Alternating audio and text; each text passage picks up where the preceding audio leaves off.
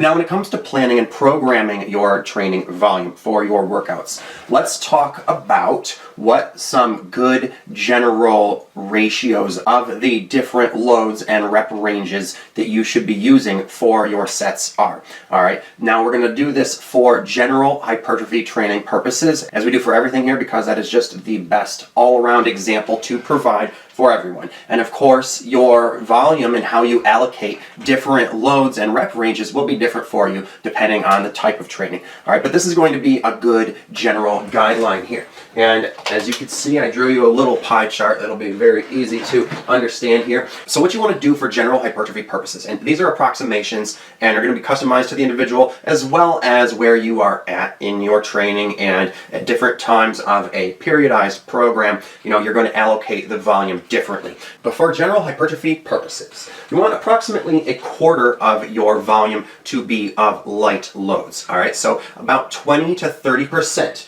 of your volume should be in the 20 plus range with light loads.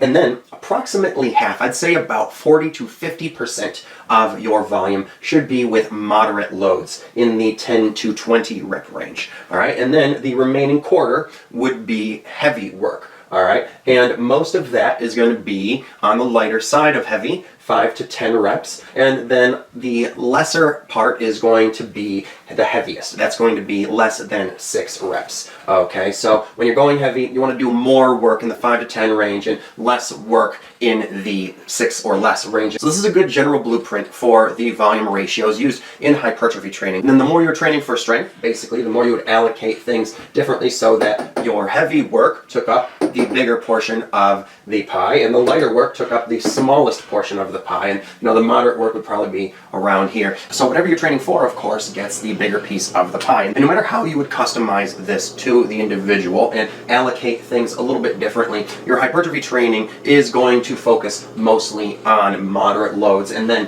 have a pretty even spread between light and heavy loads overall.